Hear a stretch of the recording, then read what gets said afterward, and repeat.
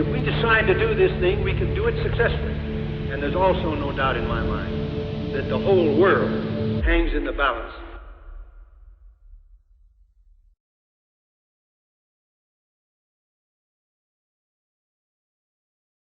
It's such a pleasure to be back here at the Marshall Foundation, where I first visited back in 2010 to participate in the Society for Military History conference hosted here. I don't know if anybody else was here at that time.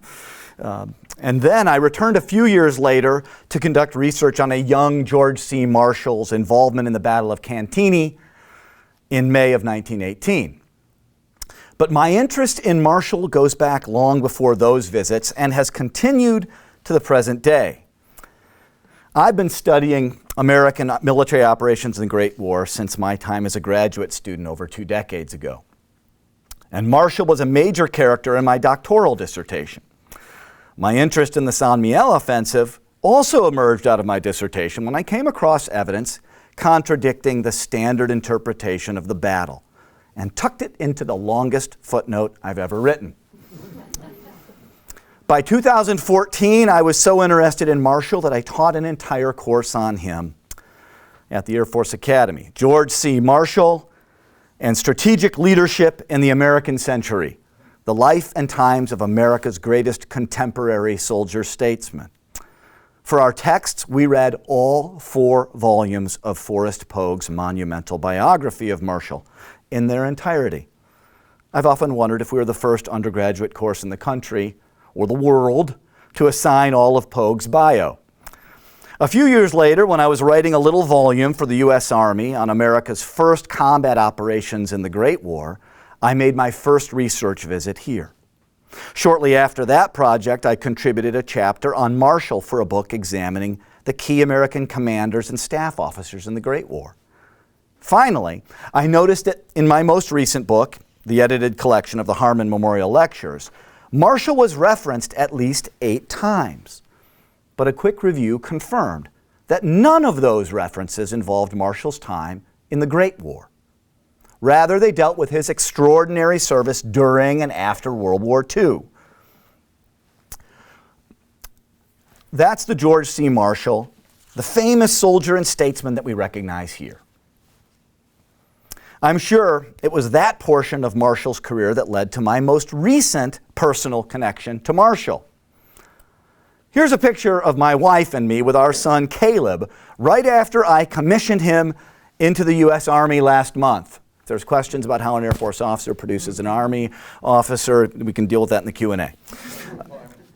We learned that one of the ways that the Army commemorates Marshall is by naming the award for the top ROTC cadet in each detachment, the General George C. Marshall Award, which Caleb received this past year. Knowing I was coming to speak here this month, I was thrilled to see that along with the award, he received a little book, The Words of George C. Marshall, which was published by this wonderful foundation, as well as a beautiful commemorative coin. So on behalf of Caleb and his proud parents, thank you for that. While Marshall became internationally famous during and after World War II, he also made remarkable contributions as a much less well-known mid-level officer in the First World War, when he looked like this. Among other contributions, Marshall was the chief planner for America's first great offensive of the World War, the Battle of St Mihiel. So here's where my interests in Marshall and the St Mihiel Offensive really intersect, and this will be the focus of my talk this evening. While Marshall is famous, he is not famous for his Great War contributions.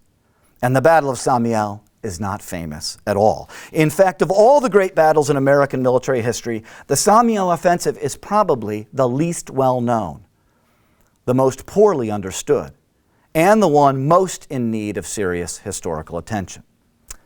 Nevertheless, at the time of its fighting in September of 1918, the Battle of St Mihiel was far and away the largest battle in all of American history. On the Allied side, about 550,000 Americans and over 100,000 French, British, and Italian personnel participated in the operation, all as part of or directly in support of the American First Army, which attacked Germany's Army Detachment C, then holding the St Mihiel salient. In fact, to that point in time, nothing in American military history had even come close in size. However, St Mihiel was not just a massive engagement. It was the most organizationally, technologically, administratively complex offensive in American history to date. By September 1918, the other major Great War belligerents had experienced 4 years of massive modern industrial combat. But for the Americans, the St Mihiel Offensive was truly America's first great modern battle. An immense, expeditionary, industrial, high-tech, combined arms, multi-domain, coalition operation that overwhelmed its opponents in a matter of hours and secured all of its main goals at a surprisingly low cost in lives and treasure.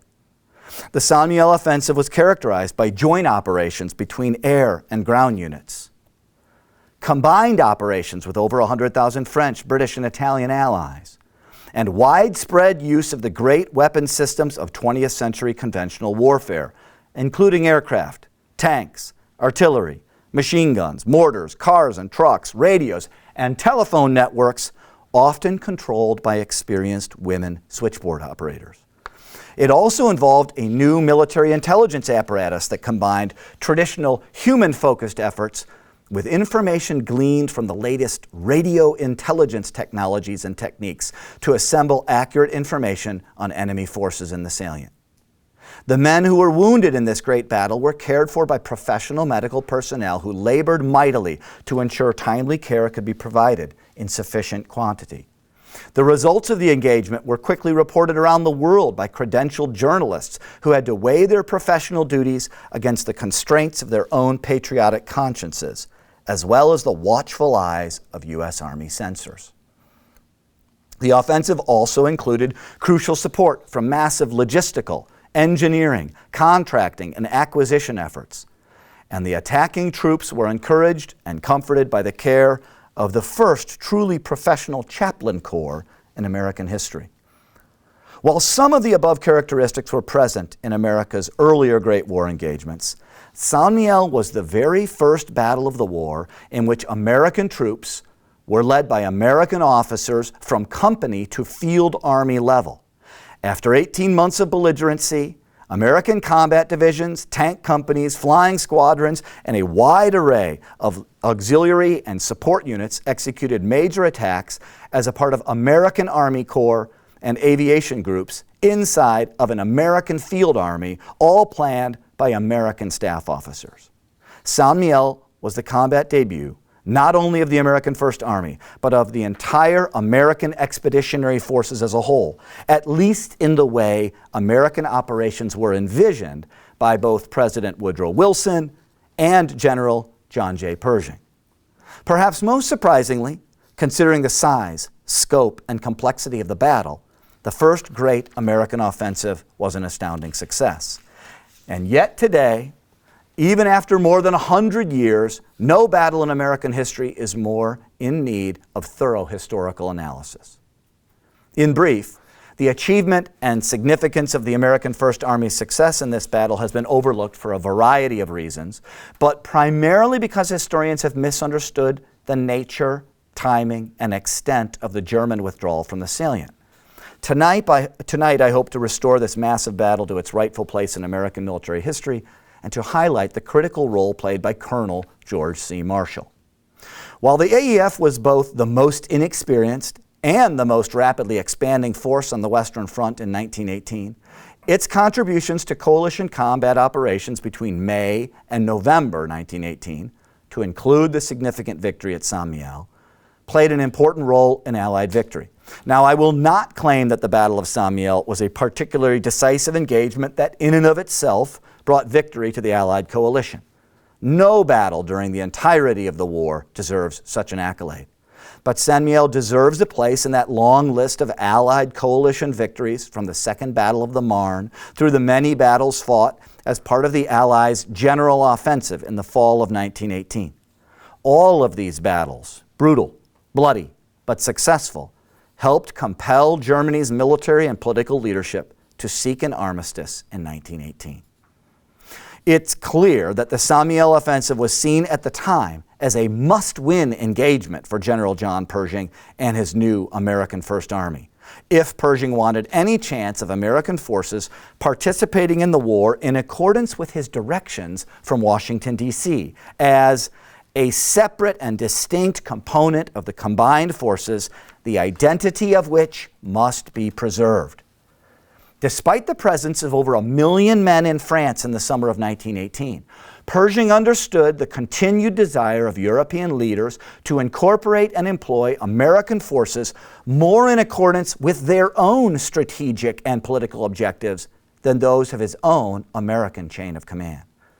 In fact, the amalgamation threat of American men and units being absorbed directly into larger French and British units was still very real in late summer 1918, and one specific proposal for the use of American forces by Allied Generalissimo Ferdinand Foch nearly led to the cancellation of the St Mihiel Offensive. Ultimately, Pershing and Foch made a compromise that preserved the First Army's attack at St Mihiel and a separate and distinct identity for the AEF, though the cost of this compromise was terrific, paid in blood in the Meuse-Argonne offensive that Pershing agreed to execute immediately after the St Mihiel operation. Nevertheless, in the brutal calculus of modern war, the victory at St Mihiel led to substantial human, material, territorial, and morale losses for a German army already reeling, while dramatically improving the Allied situation. To properly appreciate the achievements of George Marshall and his many colleagues at St Mihiel, we have to acknowledge the state of the American military, and especially the U.S. Army, when the U.S. joined the war in April 1917, just 18 months prior to this battle. In 1917, the U.S. military establishment was woefully unprepared to make war on the German Empire, perhaps more unprepared for the war it had just entered than for any previous war in U.S. history. When the U.S. joined the war, its government did not have a plan for how it would wage it. Surely it would employ its naval, financial, and industrial resources. But whether it would send any troops to fight on the Western Front was an open question. Captain George C. Marshall, then a 37-year-old aide to General J. Franklin Bell, commander of the Eastern Department in the U.S., later wrote of the pathetic difficulties he experienced in May 1917 while trying to establish training camps for just 40,000 men. To him, the chaos and inertia he ran into served as an impressive demonstration of our complete state of unpreparedness. Years after the war, he noted that it was, from the post-war perspective, impossible to realize that the resources of the entire United States were apparently taxed to the limit to prepare for this comparatively small number of prospective officers. The reason the country in 1917 struggled to handle an immediate influx of 40,000 new troops was because the regular U.S. Army was so comparatively small, less than 130,000 officers and men. The Army lacked even a single existing combat division, the essential integrated combat organization of the Great War. Of course, nothing even close to an Army Corps existed, not to mention an actual field army. By way of comparison, in the spring of 1917, the German Army had approximately 3 million men on the Western Front alone, fielded in approximately 150 divisions, along with more than 80 divisions on the Eastern Front. The U.S. Army possessed only a handful of obsolete aircraft and no tanks whatsoever. All told, the U.S. Army possessed neither the latest versions nor sufficient quantities of the kinds of weaponry required for anyone, then or now, to consider it a modern first-rate army. Considering the comprehensive condition and capabilities of the American armed forces and the unprecedented demands placed upon it, the U.S. military establishment may have been less prepared for its role in the Great War than in any other war since the one that secured the Republic's independence. For neither the first nor the last time in American history, the country would go to war in mid-1917 with the military forces it had on hand, counting on the patriotism, productivity, ingenuity, and creativity of its citizens to develop in wartime what it had no appetite for maintaining in times of peace. Despite this deplorable state of affairs, the United States decided, for the first time in its history, to send a significant military force to Europe to make war on a major power. This was the state of the U.S. defense establishment when Pershing and his initial staff of about 190 men embarked for England in late May 1917. Shortly after Pershing's staff began to get settled abroad, the 1st U.S. combat troops, including soldiers of the newly formed 1st Division, crossed the Atlantic. Captain George C. Marshall, appointed as the operations officer for the 1st Division just days prior to the voyage, later wrote of the ways this initial deployment demonstrated America's horrible unpreparedness for war. The divisional headquarters staff members met each other for the first time aboard the ship, and only then did they learn of the organization prescribed for the division of which they were a part. The division's infantry regiments had been tripled in size from the pre-war standard, and they now contained organizations previously unheard of, which were to be armed with implements entirely new to them. He found it rather remarkable that they were starting an expedition with an objective 3,000 miles across the sea without knowledge of the character of the organization they were about to fight.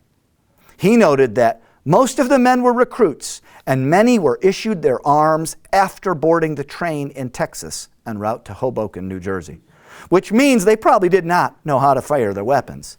And they certainly did not have the faintest idea about how to fight together as a team. Marshall acknowledged that not one officer had a definite conception of the character of the war, and certainly none of us understood the method in which the staffs of the Allied armies functioned. Looking back, he conceded some of the questions asked and ideas proposed now seem ludicrous, and he found it inconceivable that we should have found ourselves committed to a war while yet in such a complete state of unpreparedness. Time prevents any discussion of the growth, development, and operations of the AEF from the summer of 1917 until the summer of 1918. The Allies, with some American help, survived the repeated crises of the massive German offensives of the spring and summer of 1918. With Allied successes at the Second Battle of the Marne in mid-July, and with more than 200,000 Americans arriving every month, the tide had turned enough that Marshal Foch finally supported Pershing's request to create an independent American army.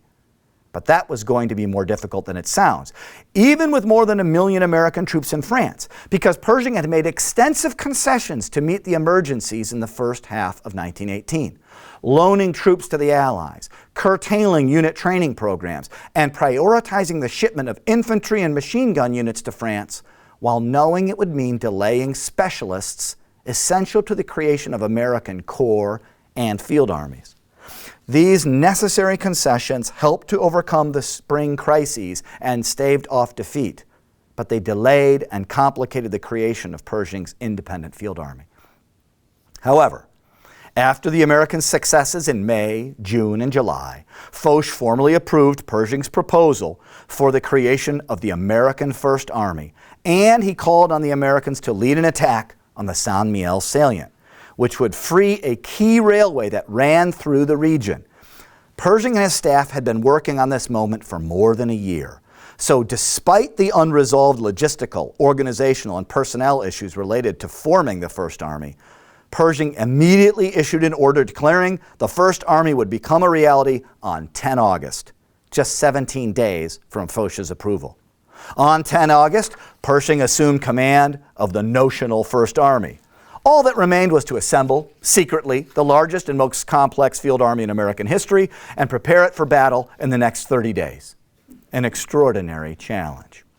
On 30 August, the First Army, with Pershing in command, took control of the 67 kilometers of front along the entirety of the St Mihiel salient. The First Army not only had its own portion of the front, but it had a mission: to attack the German forces holding the salient and liberate the French territory long held by them. At a minimum, Foch wanted the offensive to drive the Germans back far enough to ensure they could no longer interrupt with artillery fire the Paris to Havrecourt railway that ran just south of the salient. Pershing had grander visions of driving the Germans back some 40 kilometers to the northeast from the tip of the salient, which would have placed the First Army beyond all known German defensive lines in the region, and putting it into position to launch a potentially decisive attack to cut key German rail lines and occupy the Bry industrial region. However, while the First Army had its own sector and mission, it was still only partially formed. In fact, while the headquarters of the three attacking American corps were established around the salient, the U.S. 1st, 4th, and 5th Corps, only 3 American divisions were on the front line. The rest of the First Army, including the vast majority of its infantry, artillery, tanks, aircraft, and logistical elements of all kinds, was still being trained, organized, and gathered. While those forces were being prepared for assembly, key American staff officers, such as Marshall, were putting the finishing touches on the plan of attack. By the summer of 1918, everyone understood that the German defenses in the salient were very strong. They had reason to be, since the lines had hardly moved a kilometer in either direction since the early autumn of 1914. The massive German-held salient included over 500 square miles of French territory. According to General Fox Connor, the chief of operations at AEF headquarters, the German defenses were exceedingly strong. The German positions included some important high ground, especially the solitary hill of Mont Sec, that at over 300 meters high and sitting just 3 kilometers behind the front lines of the south face, provided a dominating view of the entire region. The French had suffered tens of thousands of casualties in failed attempts to retake the salient in 1914 and 1915. The Germans then spent the next 3 years further strengthening their positions into a veritable fortress of barbed wire, interlocking trenches, concrete pillboxes, high lookouts, and deep dugouts. The strength of the German positions helped convince the Allies to leave the salient alone throughout the ensuing years. And for their part, the Germans also let the salient become, as one German senior officer described it, a decidedly quiet part of the front. In the summer of 1918, the German garrison in the salient was called Army Detachment C, and it contained about 8 divisions in 3 corps-sized commands designated as groups. Group Cambrai held most of the western face, Group Mihiel held the tip of the salient, and Group Gorza held most of the southern face. Despite the robust defenses and challenging terrain, from the very beginning of the AEF's existence, the idea of taking over the St Mihiel sector and attacking the salient had attracted Pershing and his staff. As early as September 1917, a headquarters staff study had called for an attack on the salient to be one of the first and most important American operations. Although the German forces in the salient were always in danger of being cut off, German leaders knew they gained several advantages by holding on to the salient. Defensively, it protected the key industrial and transportation hubs of Metz and Bry. Offensively, German forces in the salient cut important French rail lines, while being in an excellent position to launch attacks to the west and south. The local German Army Group commander also acknowledged one other rationale for holding on to the salient in 1918. Yielding a position held for 4 years would be interpreted as a sign of weakness. He knew such a withdrawal would demoralize both the Army and the home front while emboldening the opposition. Despite the operational and strategic value of their hold on the salient, the German leadership understood that retaining it came at a significant cost. A garrison of tens of thousands of troops in 8 divisions, managed by 3 corps headquarters and supported by hundreds of artillery pieces and aircraft, as well as all the other necessary material required. It also came with a substantial risk. A salient of that size and shape was always in danger of being cut off by converging attacks on its 2 faces, as the blue arrows would show. As early as 1916, the Germans had begun preparing a new defensive position across the base of the salient. The Germans called this new defensive position the Mihiel position, part of the massive, elaborate Siegfried line system that the Allies typically called the Hindenburg Line. As early as mid-1917, the Germans had developed a comprehensive plan for an evacuation of the salient, involving a scorched earth withdrawal of all German forces and supporting material to the Mihiel position. Army Detachment C would methodically remove or destroy all military equipment. Before withdrawing, the defending combat units over the course of many days. This plan almost certainly included the kind of massive, systematic destruction to French houses, facilities, roads, wells, farms, orchards, livestock, and terrain that the German army inflicted in its pre-programmed withdrawal to the new Hindenburg Line positions in the spring of 1917, just prior to the Allies' disastrous Nivelle offensive. By mid-1918, German commanders had decided that if the Allies made a major attack against the salient, no decisive battle was to be accepted. Rather, the salient was to be given up in good time. However, in light of the significant offensive and defensive benefits of retaining the salient, the defensive positions were to be given up only when there were unmistakable signs of an imminent major offensive by the enemy. But this guidance entailed challenges and risks of its own. First, what constituted a major offensive? And perhaps of even greater concern, what if they were caught by surprise? As one key German officer later admitted, everything depended on the timely recognition, beyond all doubt, of the objectives of the enemy attack and of such preparations as our opponents might be making. In the late summer of 1918, the German Supreme Command allocated 8 divisions to the frontline divisions in the salient, with another 2 to 4 in reserve, located along or behind the base of the salient. Estimates for the total number of German troops in the salient vary widely, but the best guess is about 80,000 total troops.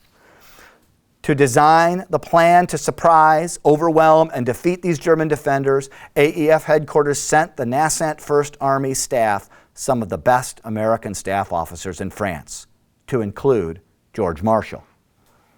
Marshall, a top graduate of and subsequent instructor at various Army staff schools at Fort Leavenworth, also brought his year of experience as the Chief of Operations for the 1st Division, to include its successful attack and dogged defense at Cantigny in late May 1918.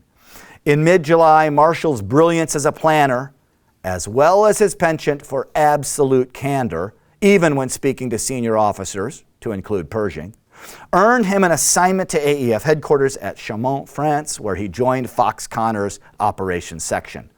Marshall later admitted that he was disappointed by the new posting, as he had arranged to get command of an infantry regiment in the division. But Marshall was allowed no time to sulk. On 13 July, his very first morning at GHQ, Connor instructed him to gather all possible information regarding the St Mihiel salient and to work on a plan for its reduction. For Marshall, who had for a year been consumed by the daily, urgent, concrete demands of a combat division, this initial staff assignment might have struck him as somewhat theoretical. That all changed after 24 July, when Connor handed Marshall notes from a critical meeting between Foch and the Allied Army commanders, at which they agreed to the series of offensives that included the elimination of the St Mihiel salient. This news, along with the recent orders creating the 1st Army and the dramatic victories at 2nd Marne, put Marshall's new assignment at GHQ in a new light. As he himself wrote later, the entire aspect of the war had changed. In a reference to the crises of the German offensives and the new spirit encouraging the Allied forces after successes in July, Marshall claimed that only one who has witnessed the despair and experienced the desperate resolution when defeat is anticipated can fully realize the reversal of feeling flowing from the sudden vision of a not too distant victory. Now, an offensive at St Mihiel was no longer theoretical and remote, but real and imminent, and perhaps it could be an important part of that approaching victory. With more definite data available, Marshall wrote, he immediately started on the preparation of detailed plans for the reduction of the St Mihiel salient. Sadly for Marshall, his planning efforts were to be dominated by the almost continuous addition of yet more definite data, as the attack's objectives, as well as his available resources, would go through a dizzying array of variations over the next 6 weeks. At first, Marshall was told to plan an attack by just 6 Allied divisions, with the goal of merely freeing the East-West Railroad then dominated by German artillery. With this limited number of troops considered available, they could only attack a part of the southern face. Just as Marshall was finishing that plan, Connor told him 10 divisions would be available for the attack, and Marshall reworked the plan accordingly. As he completed that plan, Marshall learned he could count on 14 divisions, which meant a much more elaborate operation became possible, and he promptly made a number of significant adjustments. According to Marshall, the most difficult phases of this work consisted in developing tentative plans for the concentration of this large force and calculating the number and caliber of the heavy guns, tanks, and special engineer troops to be borrowed from the French. But Marshall notes that the changes kept coming.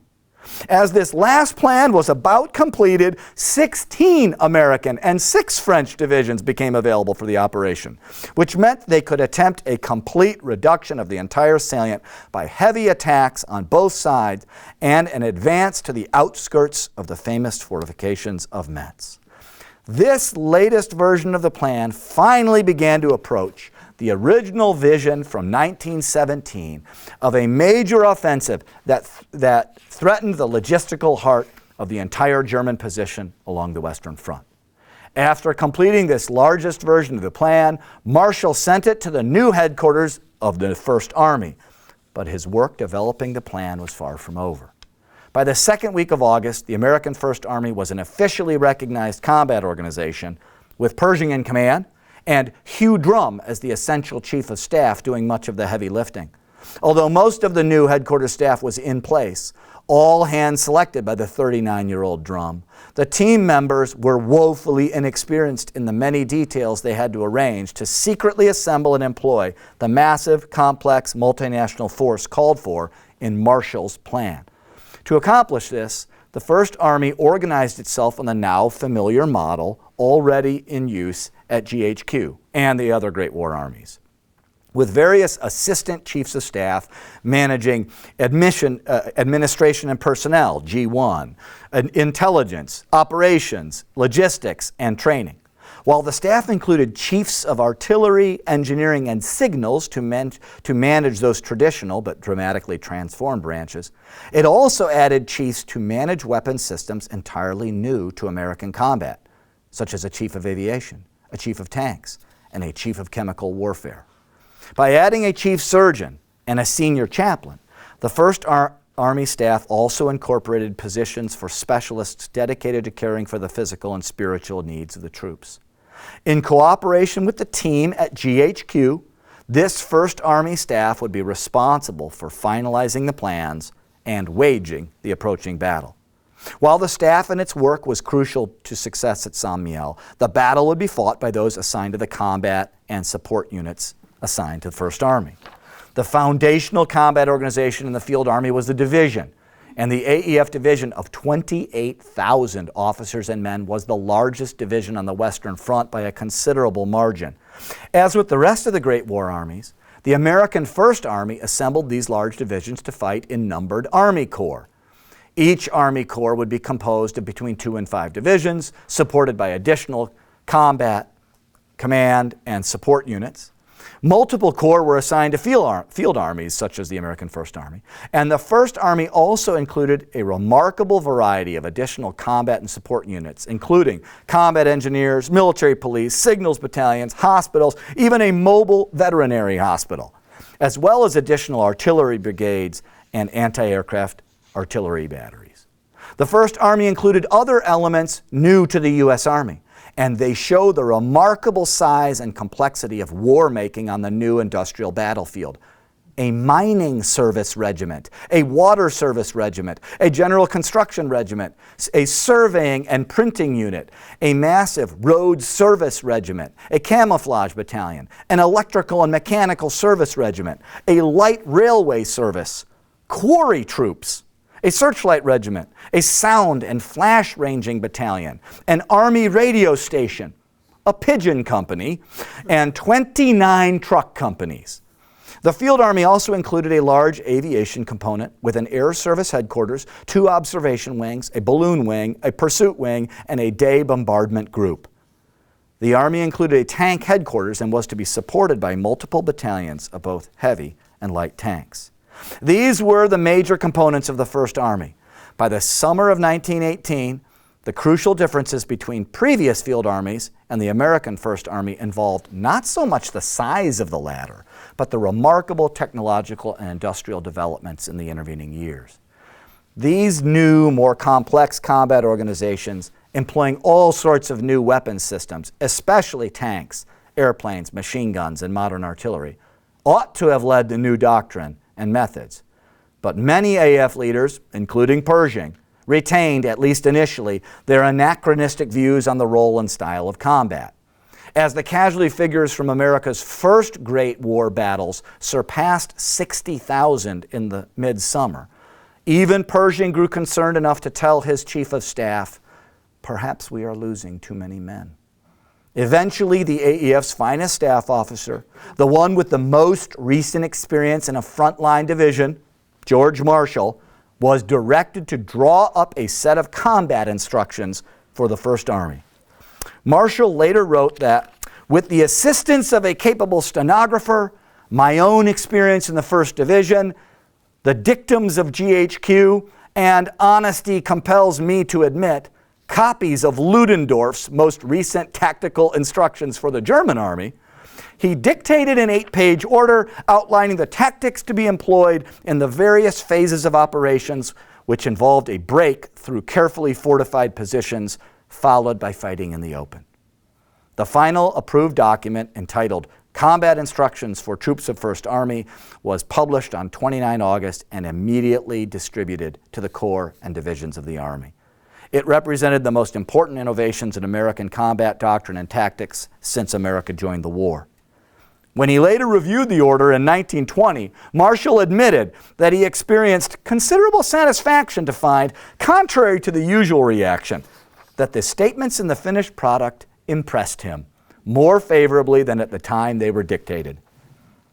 Amassing 550,000 Americans, 100,000 Frenchmen, 3,000 artillery pieces, nearly 1,500 aircraft, and hundreds of tanks, and the stupendous amount of other supplies needed for the battle was sure to attract some attention from the enemy. So Pershing ordered a ruse to confuse the Germans into thinking that the expected American attack might happen 250 kilometers south of St Mihiel, near the town of Belfort. With only 4 people, including Pershing, aware it was a ruse, GHQ began issuing orders for a corps headquarters and various division staff officers to travel to Belfort and plan an attack. At this very time, George Marshall notes that he, of all people, was put to work on plans for an operation in the Belfort Gap just north of the Swiss frontier. According to Marshall's post-war account, his new task was not part of the ruse, but actually a real backup plan. He stated that while the AEF staff was at that moment staging a fake show to draw the enemy's attention from St Mihiel, they began to wonder if the leaks about St Mihiel were so serious that they should scrap that attack and turn the Belfort plan into a possible, though undesirable, substitute. For a planner who had just completed a series of enormously complicated plans for the attack at St Mihiel, this was almost too much. Marshall confessed that his state of mind at this period was impossible to describe. On 20 August, just about the time that Marshall was beginning his work on the plan for a backup offensive, he was approached by Marine Corps General John A. Lejeune, the new commander of the 2nd Division. He asked Marshall if he would be interested in leaving the GHQ staff immediately and taking command of the division's 23rd Infantry Regiment before the St Mihiel Offensive. After more than a year of grueling staff duty, this was the kind of field command that Marshall had been longing for. After getting Marshall's agreement, Lejeune went straight in to see Fox Connor. After about 20 minutes, he returned with Connor, who ordered Marshall to pack up and leave within the hour. For Marshall, it seemed too good to be true, and it was. Connor explained that Pershing had just ordered Marshall to join the First Army staff. During this temporary detachment from GHQ, Marshall, who was not then formally transferred to First Army, was to serve as a special assistant to Drum and help the Army finalize the planning that had begun at GHQ by Marshall in July. Marshall arrived at First Army headquarters that same afternoon, where Drum immediately asked him to check on the plans that the First Army staff had made for the concentration of the 500,000 men to be employed. Marshall completed the task by that evening and found nothing significant to suggest. Drum then directed Marshall to work on the battle order for the attack with Colonel Walter Grant, another attached staff officer. In just a few hours, the two expert staff officers were able to complete the first draft. Marshall and Grant then accomplished one job after another as the occasion demanded, and they soon were directed to prepare the field orders for the St Mihiel attack. Eventually, both received permanent assignments to the Army and were relieved from all connection with GHQ, much to their mutual delight, according to Marshall. Clearly, they understood what needed to be done and enjoyed working together. During this period, with the massive 1st Army staff of approximately 500 men assembled and taking its first baby steps, and the attack plans and orders being finalized at GHQ and 1st Army headquarters, the major logistical movements to bring in the required combat and support units accelerated.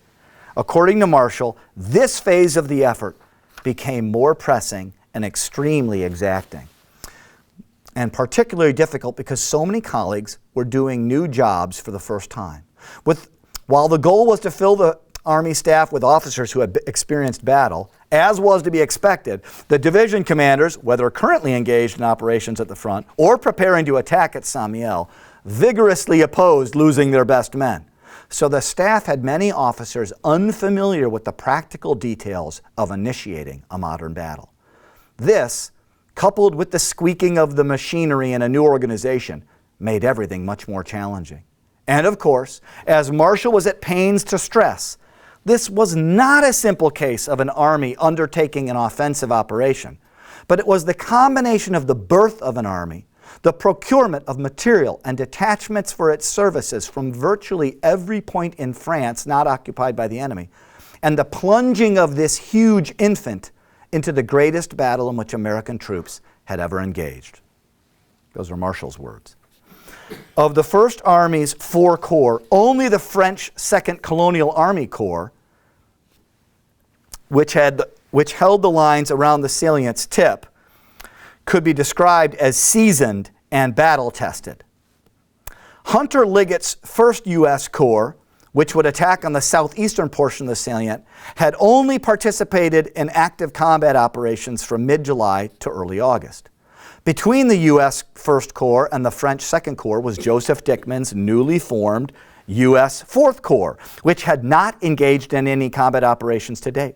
To the north of the French Corps was George Cameron's U.S. 5th Corps, also brand new and without combat experience.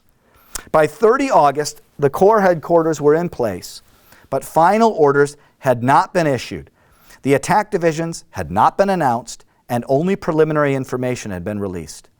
Though GHQ and 1st Army were still keeping the details of the attack plans to themselves, the applicable combat units were being gathered from up and down the Western Front and assembled in the region. As tens of thousands of American troops began moving into northeast France in late August, the Germans grew increasingly suspicious that a new offensive in the area was likely. But they proved unable to determine the exact time, location, scale, or objective of the expected attack. The Belfort ruse appears to have generated some uncertainty about Allied intentions.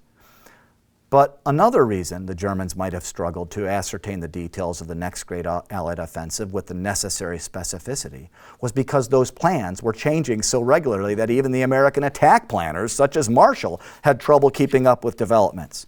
Not only were the size and scope of the attack changing regularly, but even the date of the attack was uncertain until late August. While Pershing was anxious to start the attack by 7 September, or by the 10th at the latest, to beat the fall rains that would turn the region into a swamp, the need to wait for the arrival of the heavy artillery then supporting a major French offensive that started on 29 August meant that the attack could not begin until 12 September. But without a doubt, the most momentous of these changes resulted from a shocking proposal by Foch that nearly led to the cancellation of the entire offensive. On 30 August, the day Pershing and the First Army took command of the St Mihiel sector, and as the entire region was being prepared for a massive attack to take place about 2 weeks hence, Foch dropped in on Pershing and stunned him by proposing a dramatically new concept for the fall campaign. It involved a significant curtailing of the St Mihiel attack, so that immediately after it, the American forces could be broken up to support French attacks elsewhere on the Western Front. After overcoming the shock, Pershing rejected the new proposal, preferring to conduct the St Mihiel attack as planned, or if that was no longer desired by Foch, to cancel it and move the First Army to attack in a different sector. After much discussion, even heated argument, over the next 3 days, Pershing agreed for the First Army to conduct a still large but strictly limited attack on the salient and then move 60 kilometers to the northwest to make an equally massive attack in the Meuse-Argonne sector. George Marshall knew of Foch's visit with Pershing on 30 August, but for some days after he remained ignorant of the momentous purpose of his visit. Of course, the final agreement reached by the commanders on 2 September was of decided interest to him, as it necessitated the alteration of the plan of battle with corresponding changes in the orders for the attack. Immediately that same day, the First Army issued new instructions to the command, announcing that all preceding instructions from these headquarters for operation against St Mihiel salient are rescinded, and providing a brief sketch of the new plan. For many days after being notified of the new program, Marshall remained ignorant of the reasons for the change, though he was aware that something of major importance was in the wind.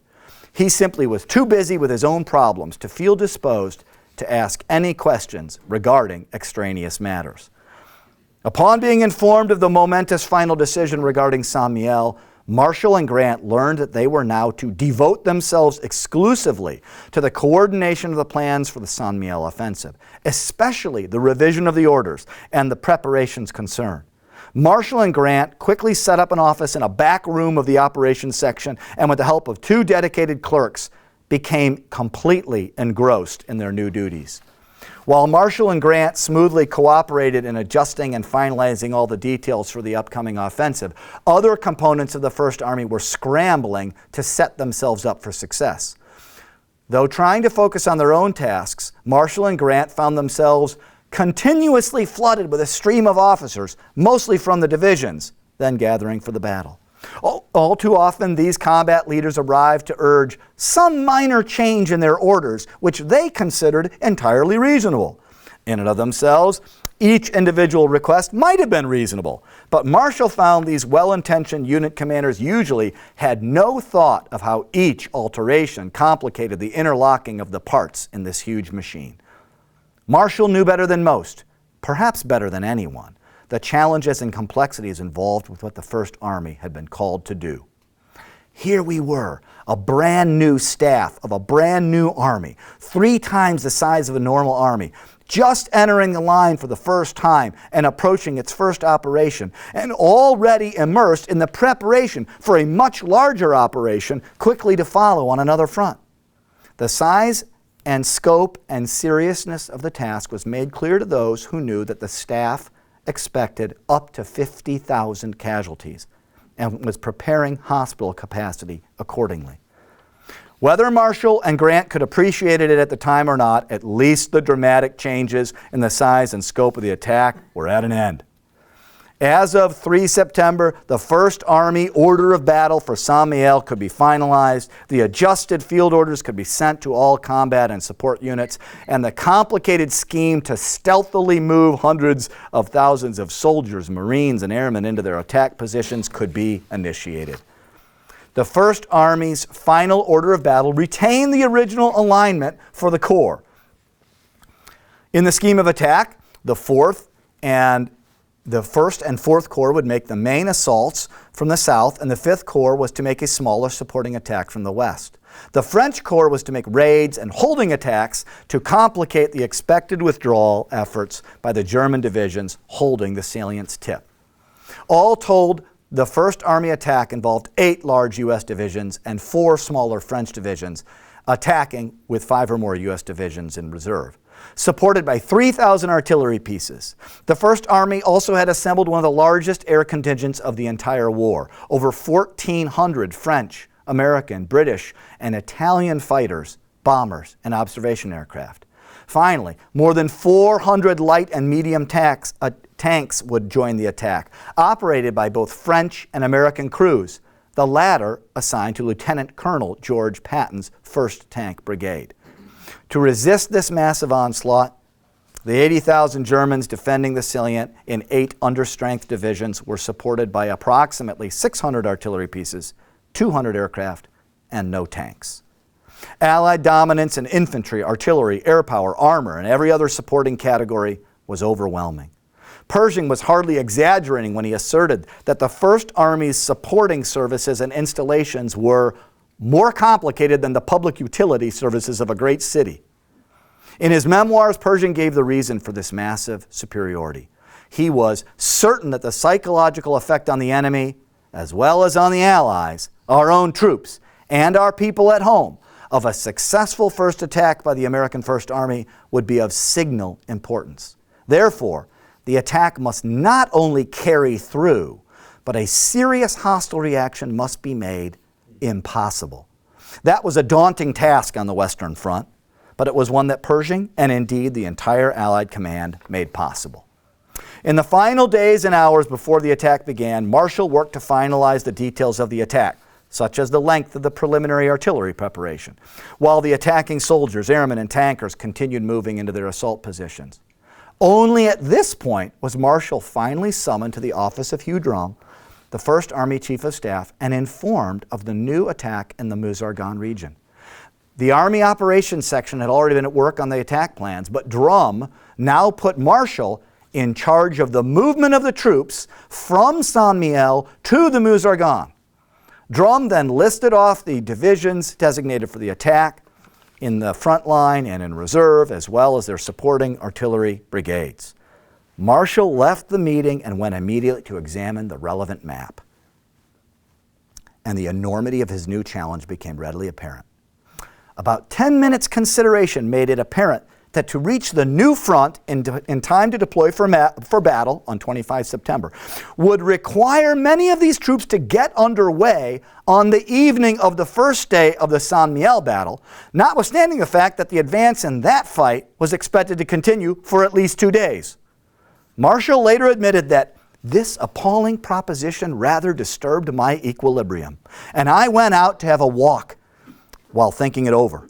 While on his walk, Marshall realized that he could not recall an incident in history where the fighting of one battle had been preceded by the plans for a later battle to be fought by the same army on a different front, and involving the issue of orders for the movement of troops already destined to participate in the first battle, directing their transfer to the new field of action. There seemed no precedent for such a course, and therefore no established method for carrying it out. The harder I thought, the more confused I became, and I finally sat down beside one of the typical old French fishermen who forever line the banks of the canals and apparently never get a bite. In the calm of his presence, I composed my mind, and after a half hour of meditation, returned to the office, still without any solution of the problem, but in a more philosophical mood. There I found Walter Grant wearing a smile in keen enjoyment of my perturbation and of his luck in being assigned to the tail end of the dilemma. I must deliver the troops before he could take over the new front.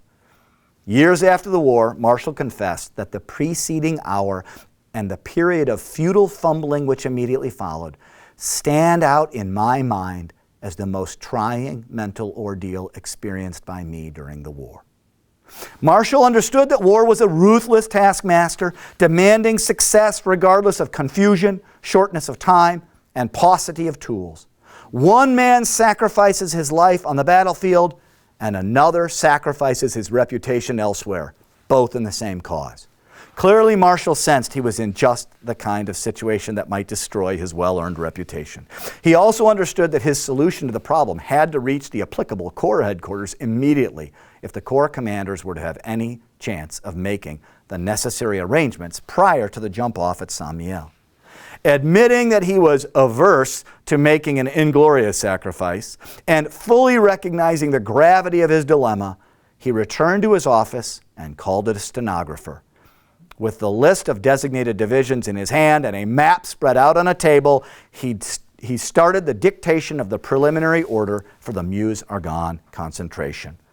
In less than an hour, he had evolved a method for the procedure and had completed the order. At this point, Marshall felt both a feeling of relief at having made a definite move toward the accomplishment of the task, as well as some trepidation based on his suspicion that his hurried order was far from satisfactory. He soon decided to submit the order for approval, primarily because time was short and no better solution occurred to him. He later confessed that his concern about the order's quality was substantial enough to lead him to avoid making a personal delivery. He heard nothing about the matter during the rest of the day, but upon arriving at his office the next morning, he found a message from Drum requesting that he report to him immediately. So he headed across the street to Drum's office at the main headquarters with a feeling of reluctance. He then had to wait 10 or 15 minutes for Drum to become available, during which he no doubt stewed over his predicament. Eventually, Drum simply remarked that Pershing wanted to talk with him about some other matter. And as they walked into Pershing's office, Drum added, "That order for the Meuse-Argonne concentration you sent over last night is a dandy. The general thought it was a fine piece of work." Marshall later claimed that this task was the hardest nut he had to crack in France. He ultimately concluded that his order for the movement of forces from the St Mihiel region to the Meuse-Argonne represented his best contribution to the war. There can be no doubt that Pershing's agreement to initiate both the St Mihiel Offensive and the Meuse-Argonne Offensive within a 2-week period led to enormous difficulties, especially for the latter attack. But it also seems likely that the commitment had a negative effect on the initial battle. Throughout the final 10 days before the start of the St Mihiel Offensive, most of the 1st Army Operations Staff was forced to discontinue work on that battle and focus exclusively on the next campaign. Even Marshall and Grant, whom GHQ sent to 1st Army to help it complete its plans, orders, and instructions for St Mihiel, had to divert themselves from those essential tasks to assist with the Meuse-Argonne planning effort. While certain members of the Army staff had to divide their attention between 2 sequential offensives, most members of the 1st Army were, thankfully, completely focused on the great battle immediately before them. This was true for all of the tactical combat units within 1st Army, such as the divisions, air service squadrons, and tank battalions, but also the support services, such as those working engineering, communications, supply, transportation, and medicine. By 11 September, the day before the attack, almost everything was in place. Though the Germans knew something was up, they were unable to determine the exact size, scope, location, or timing of the expected Allied attack. They suspected that they did not have the strength to resist a large Allied attack on the salient, but they didn't want to give up the salient if they could possibly hold on to it. On 8 and 9 September, the Germans even considered making a spoiling attack from the southern face to throw the inexperienced Americans back on their heels. Only late on 10 September did they decide against the spoiling attack. They also decided to initiate measures consistent with an approaching evacuation of the salient and an ultimate withdrawal to the Mihiel position. However, the combat troops were not ordered out of the salient yet. In fact, on 11 September, the day before the attack, Lieutenant General Georg Fuchs, the commander of Army Detachment C in the salient, issued orders stating that an Allied attack seems to be in the preparatory stages and that the Army will prepare to repulse these attacks. He also ordered 2 of his front-line divisions along the southern face of the salient to withdraw slightly to supposedly more defensible positions and to be in place by 4 a.m. on 12 September. This was even worse than too little, too late for the German defenders. Promptly at 1 a.m. on 12 September, thousands of American and French artillery pieces opened fire on the salient and maintained the barrage for 4 hours. At 5 a.m., American infantry, tankers, and engineers began the attack on the southern face, supported by hundreds of aircraft crewed by airmen who braved stormy weather that upset their elaborate air attack plans. At 8 a.m., The 5th Corps assaulted the west face, and shortly thereafter, the French troops around the salient's tip began their holding attacks.